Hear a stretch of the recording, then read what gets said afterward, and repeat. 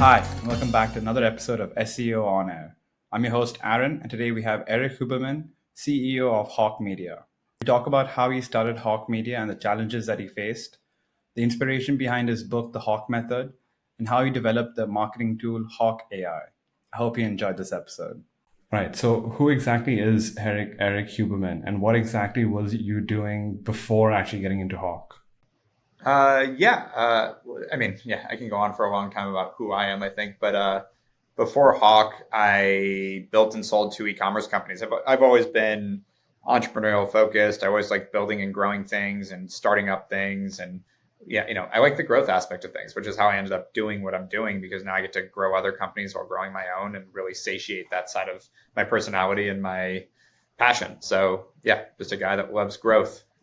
Right. So, if we can, let's talk about the Hawke method. What exactly is the Hawke method, and how long did it take for you to kind of like develop it?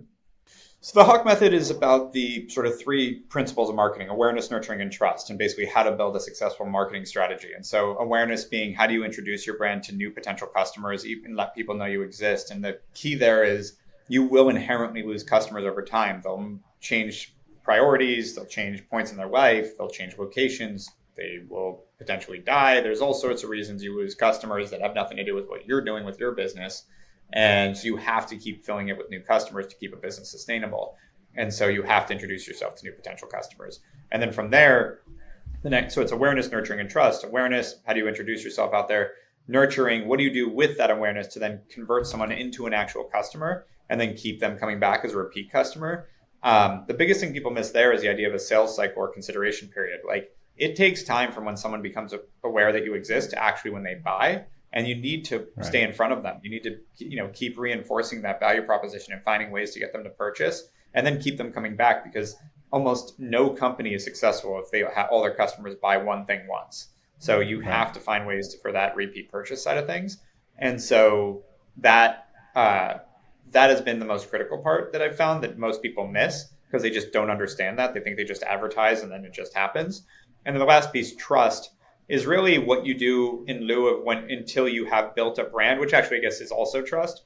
And so in the beginning, it's all third-party validation. How do you get other people to talk about you positively? How do you borrow that trust from trusted sources, whether it's PR, reviews, testimonials, influencers, endorsements, celebrities, et cetera, ways to build that trust until you've built a consistent enough and well enough known brand that you can then build off of that there. And those are the three things that you have to constantly be managing, all three, to really build a successful marketing campaign.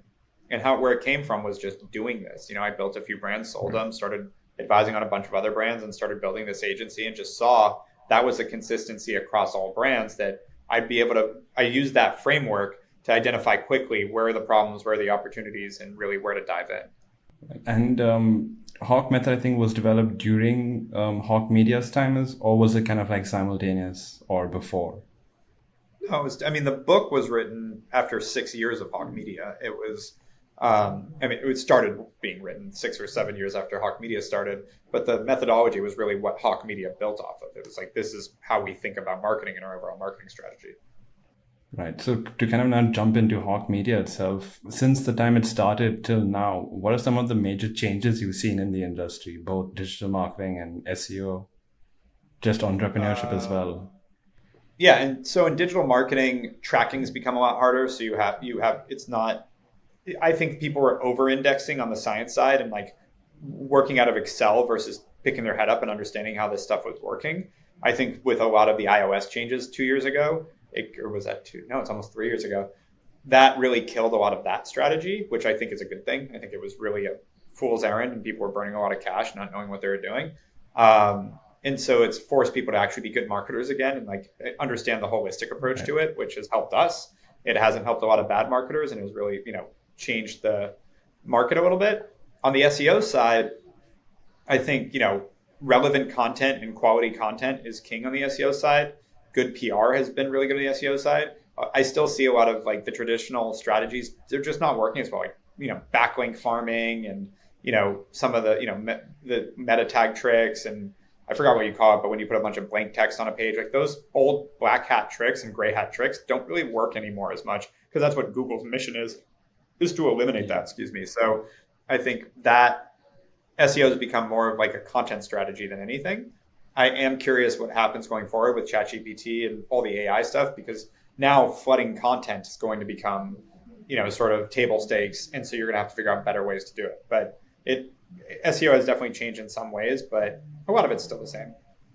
Right. And speaking of the AI tools, Hawke Media has its own AI tool as well, Hawke AI, right? So, I mean, I know we're kind of like jumping from topic to topic, but I'll try to talk to one of them in depth. But just briefly itself, what exactly does Hawke AI do differently? Yep. So thankfully, I was introduced to AI like 8, 9 years ago and really understood that this is going to be something that heavily disrupts what we do. And so I knew that I wouldn't be the one to build ChatGPT or, one of Gemini or one of these platforms, because I don't have billions of dollars to spend in the engineering capacity to do it. So I looked at where is my strategic advantage in that future world. And what I found was we have so much more insight into what works in marketing and the data around it, that if we could build a tool that would educate AI on how marketing works, it could be really powerful. And so we started digesting tons and tons of marketing data in real time. And at this point, we have 8,000 companies, marketing, media, and revenue data going through our pipes in real time, educating AI, which we've plugged in ChatGPT. We've built our own systems so that we can actually look at a business in real time and identify immediately where the low-hanging fruit is and where the opportunity is and how much of that opportunity is valued at. So, hey, your click-through rate is subpar on Facebook and your conversion rate on your site should be up about 0.2%. If you fix these things, the dollar opportunity is about $700,000 a month. These are the things you need to do to get there. So we can actually outline exactly what a marketer needs to be doing to fix their business and build a better business and a better performance funnel. So that's what we've built. It's running. The idea is over time, maybe we'll start making some of those changes ourselves. So there's the Hawke method, the book. You also have Hawke AI to kind of develop tools for marketing as well. I think there's also a LinkedIn course that you also offer as well for marketing too. I think based off the book. Yeah. LinkedIn asked me to put together a whole marketing course, so I did that for LinkedIn. I'm usually the one to give away information for free, but with the partnership, it seemed cool. So we did a bunch of filming at their studio, and I think it's been taken like 10,000 times now, which is fun. Right. And yeah, we're constantly putting information out there. We put out benchmarking reports. I've never felt like I wanted to wall information. Like, we're very comfortable with the fact that it takes expertise and execution to do what we do. So we're not cautious on the info and on the guidance. And so, yeah, we're pretty open and accessible in that sense. I feel like quite a few people might think that giving away these industry secrets and tools to actually help other people, you might be losing out on your own, let's say, profits or business. But I think this kind of solidifies you as that experienced agency to kind of handle whatever is thrown at you. Was this kind of like the idea, or was it something that just coincidentally kind of, happened? No, I'd say it's partly the idea. I mean, our challenge as an agency is always showing people, like I explain this to my team all the time. We're not targeting the people that we need to convince that they need marketing. That's a ridiculous task. Like, if someone doesn't understand the need for marketing in their business, I actually don't really want to talk to them. That's not the hurdle. We need to identify why we're the best partner and explain to people why we are the best choice. And thankfully, objectively, we've been the best choice for many, many companies. But we have to constantly reinforce when someone's faced with, do I hire in-house? Which agency do I hire? What do I do to execute marketing? We have to show why Hawke Media is absolutely the best. And that's a challenge that we're faced with and we constantly double down on. So whether that's winning awards, showing great case studies, having these differentiators, I do believe that in the actual execution, we're there, but we need to get people over the hump to actually let us execute for them. Then they experience it, but there's still that purchase decision that we have to arm them with every reason why they should be hiring us over anything else. Right. And I think that kind of gets doubled down when you also have like a podcast, Hawke Talk, where you can actually share or the kind of shared information, or at least showcase what all you do know and like figure out more stuff from your guests. Yeah, actually, so Hawke Talk is a little different. It's funny. It throws most people off that haven't heard it. And, it's really taken off, thankfully, as a podcast. But where Hawke Talk started was actually nothing to do with marketing. It still has very little to do with marketing from like the content of the podcast. I thankfully, in my travels and my growth of the business, have met really great people, incredible people in their fields, incredibly high achieving people, celebrities, et cetera, that I realized I don't really have a lot professionally to talk about with my friend that hiked across Antarctica as the first one-man show to walk across Antarctica. But I would love to sit down and talk to him more and hear more about it. And like, there's still something so great about any high achiever understanding how other people achieve and get to where they got.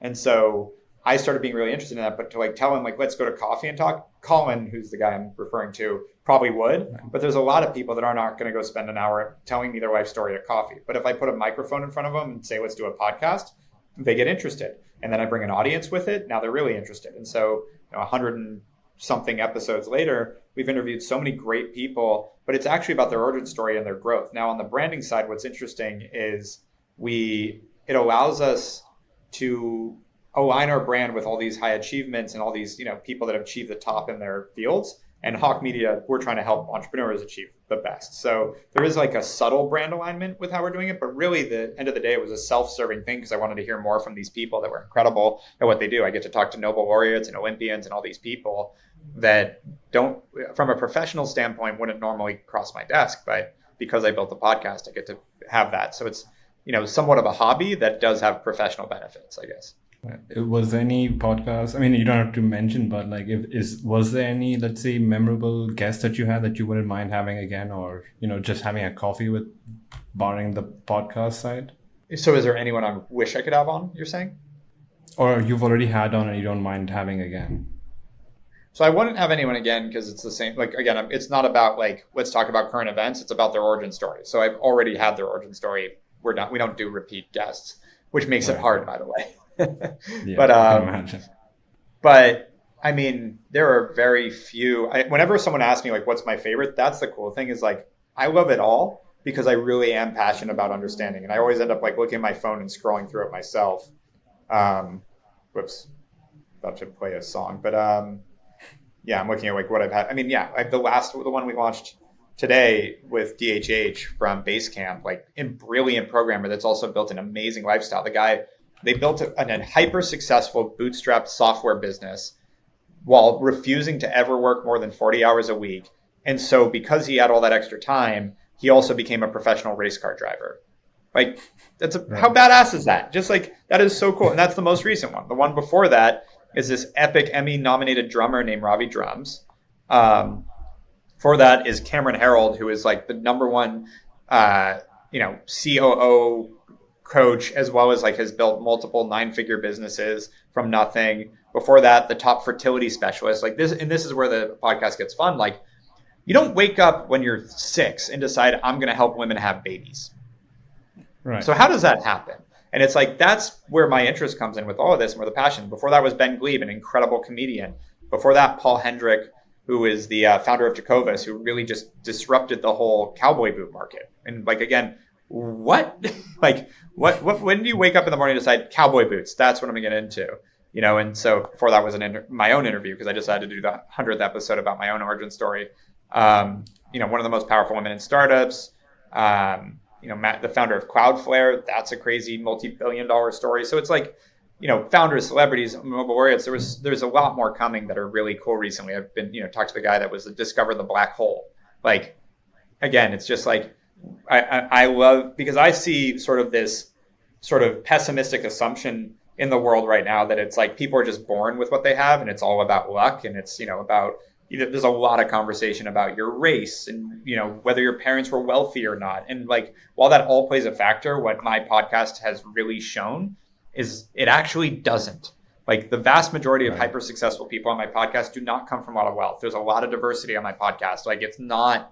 I really actually don't like, as a white male, but a Jew, so I'm minority, I don't like that in the world right now we've taught or teaching kids that the way you're born has a huge impediment on where you can outcome because you can't control that. And I don't think that does any service to individuals versus telling kids you can be whatever you want, which is what I grew up with and what a lot of kids grew up with. It's like the world's your oyster. And we've seen people come from all walks of life and be, super successful in whatever field that is. And so now that being said, there's not a lot of Jews that play basketball very well. But it's, there's an opportunity. There are genetic dispositions to certain types of things. And I think within a certain realm of reality, you can kind of be whatever you want. You just have to set up and focus on it. And that's what I sought out with my podcast was to figure out is there something that ties all high achievers together? And I don't mean from like just being ambitious, but like what path, what background, like are there some dots I can connect? And after doing over 100 of these, what I found is no, it's just the only thing that holds them together is they went for it. Other than that, you can come from anything.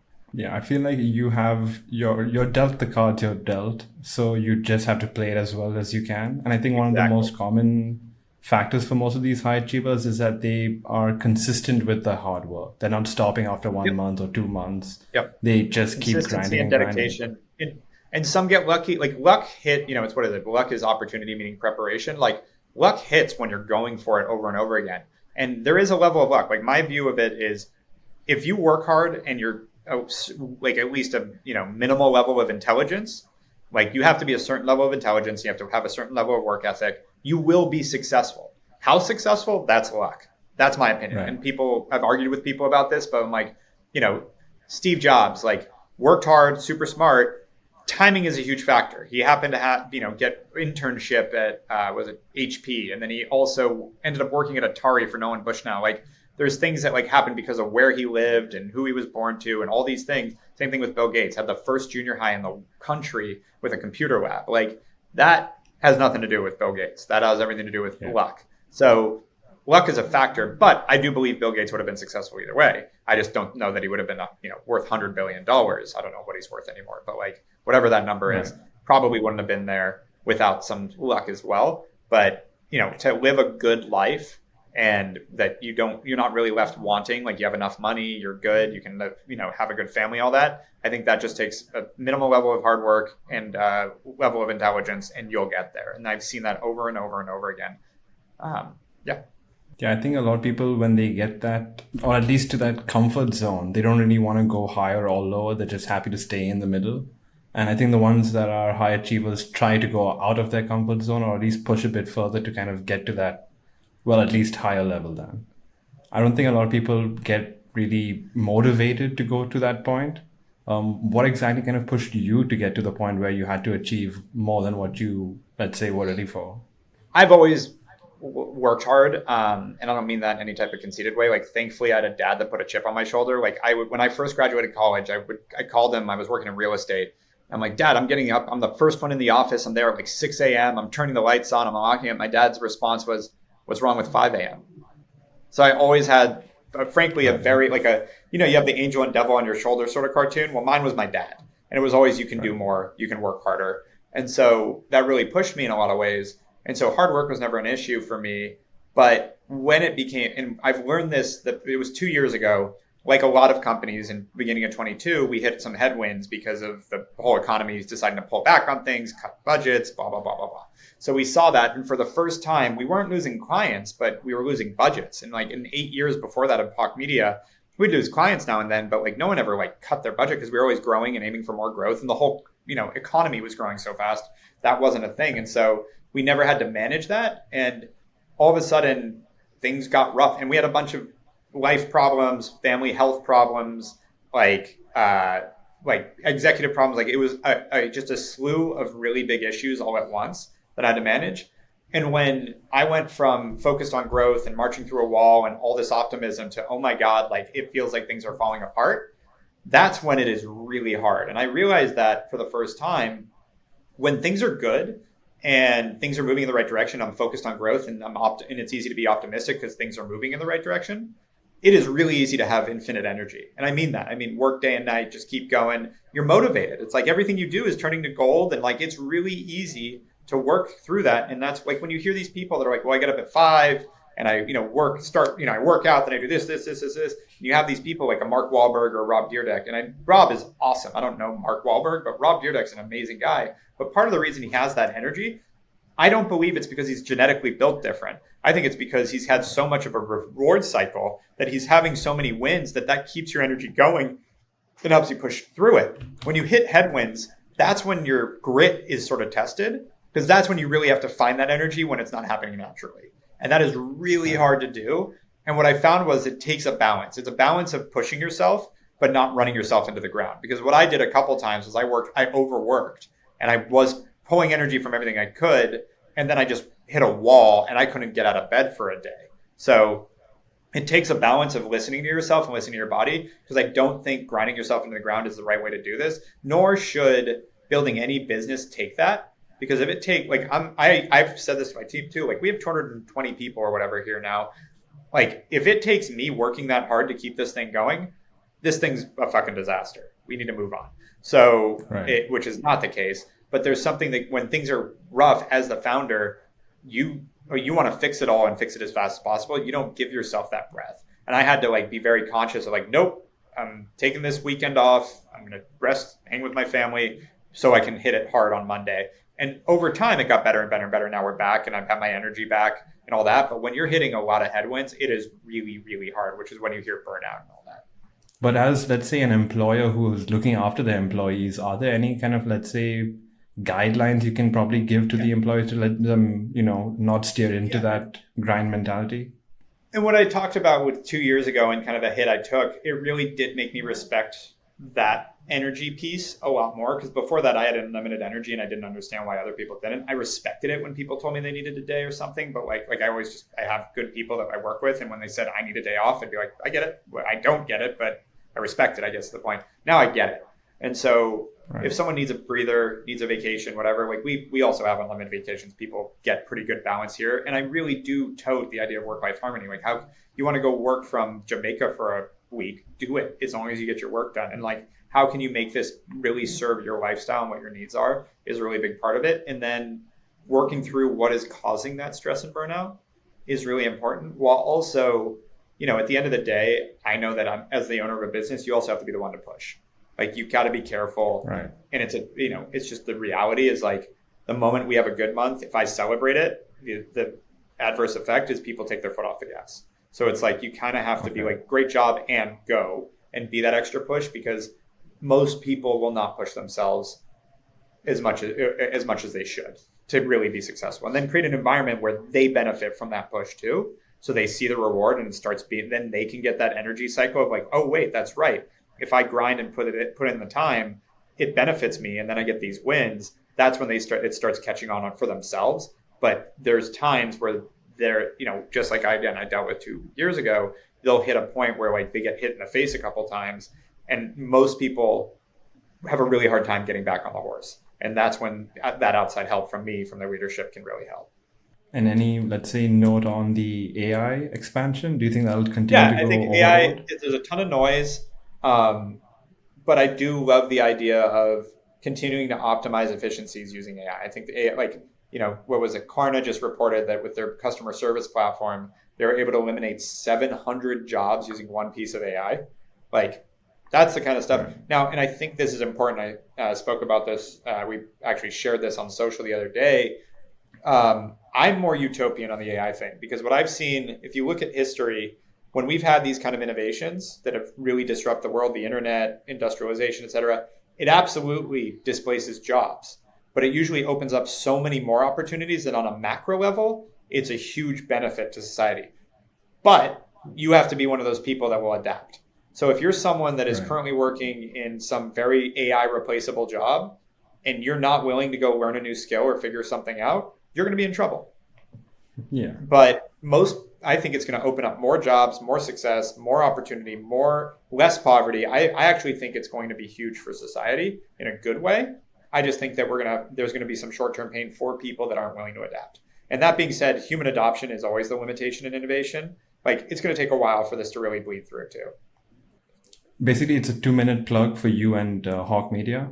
If you wanted to say anything you want, this is your time for it. Listen, happy to. So Hawke Media, our whole mission here is to help companies grow in a very successful way. And we, want to dominate the marketing world. And so we, thankfully, after 10 years, we've, spent over $3.5 billion on advertising. We've grown almost 5,000 brands successfully. We've built a whole AI system that allows us to be one of the best in the industry. We got rated the top performance marketing agency in the country last year by Digital Marketing News. We have invested in over 94 different businesses, mostly marketing technology, e-commerce tech, to help fund and integrate into the technology world of marketing, because we saw that's where the differentiators are. We've got a team of 220 people that are here to grow businesses. It's what we do. It's what we've been doing. It's what we love to do. And so anyone that needs help, always happy to talk. You can hit me up at @Erik Huberman on any social channel, or just go to hawkemedia.com and reach out. make it really easy. All right. Yeah, no But problem. thank you so much, Eric, for the call. It's been great. I kind of learned more about Hawke Media and just how things have been in the past. I feel like I don't think there would have been a better person to explain it as easily as you have. So thank you so much for that. Yeah, thank you for having me. Thanks for watching that episode. I hope you enjoyed. For more videos like this, make sure you like and subscribe.